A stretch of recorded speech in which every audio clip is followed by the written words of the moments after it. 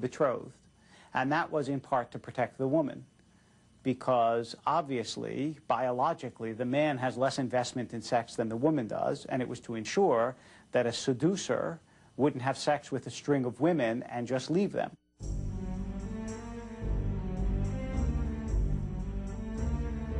The Bible also warns about the consequences of sexual relations outside of marriage. It even goes so far as to make a distinction between having sex with a prostitute and having sex with another man's wife.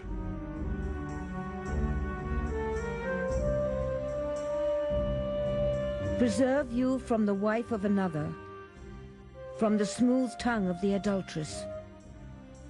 Do not desire her beauty in your heart, for a prostitute's fee is only a loaf of bread, but the wife of another stalks a man's very life. Proverbs 6:24.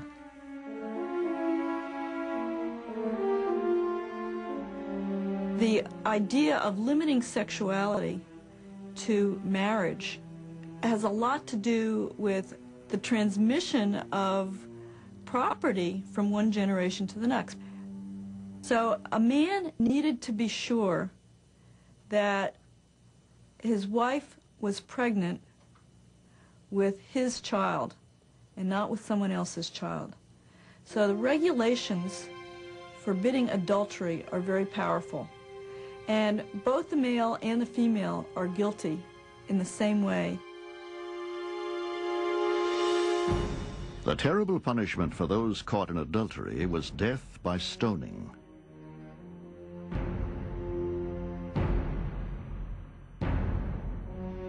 In the case of rape, if the victim was engaged, the criminal was condemned to death. In other cases, the offender was required to marry his victim and was never granted a divorce.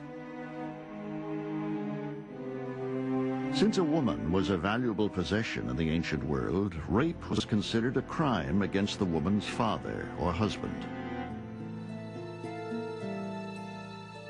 But biblical laws highlighted the victim's rights as well, both to monetary compensation and the recovery of dignity.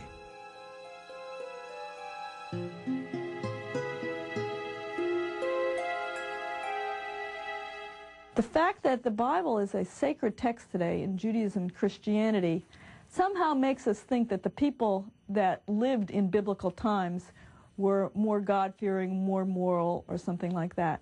Nonsense. No people on earth has ever managed to achieve a society that was free of difficulties in terms of violence that one human being perpetrates upon another. Strangely, though the Bible comments on every sexual scenario, lesbianism is not mentioned at all.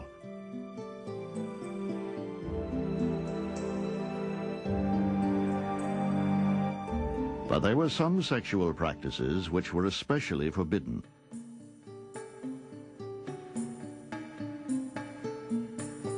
To the writers of the Bible, homosexuality among men was considered an abomination.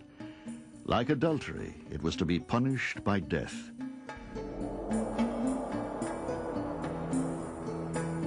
But could there be another reason to abhor homosexuality aside from its sexual connotations? The church and synagogue usually tend to interpret sexual laws in the Bible as being totally moral in content. But in fact, if we set them in ancient context, we find there's a bit more going on. There is a real desire to repress any practices that have to do with foreign worship of the goddess. And in particular, male transvestism and some sorts of homosexual behavior among males were associated with goddess worship. So that's the reason why those things are wrong.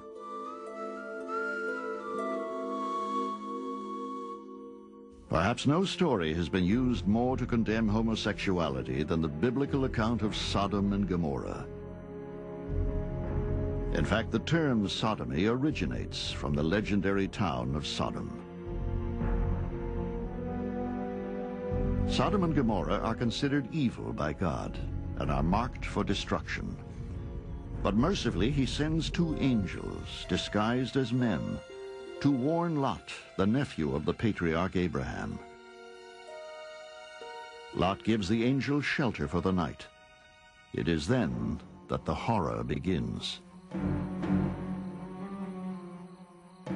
The men of Sodom surrounded the house, and they called to Lot, "Where are the men who came to you tonight?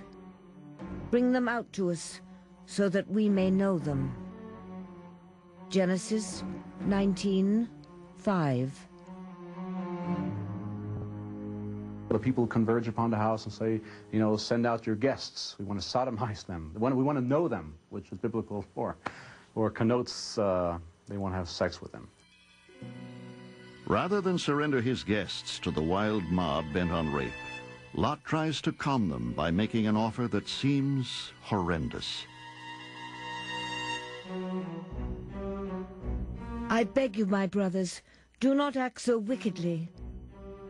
Look, I have 2 daughters who have not known a man. Let me bring them out to you and do to them as you please. Only do nothing to these men, for they have come under the shelter of my roof." Genesis 19:7.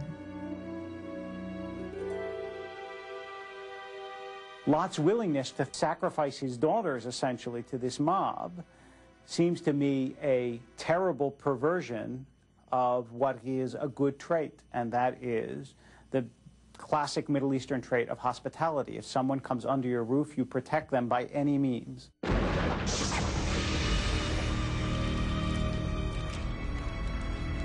Then the Lord rained upon Sodom and upon Gomorrah brimstone and fire from out of heaven, and he overthrew those cities and everyone living there. Genesis 19:23.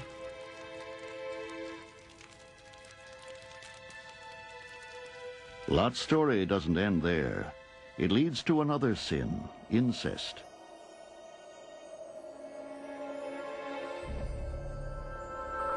After the horrendous destruction sent down by God, Lot's daughters believe they and their father are the only people left on earth, and they devise a plan to perpetuate the human race.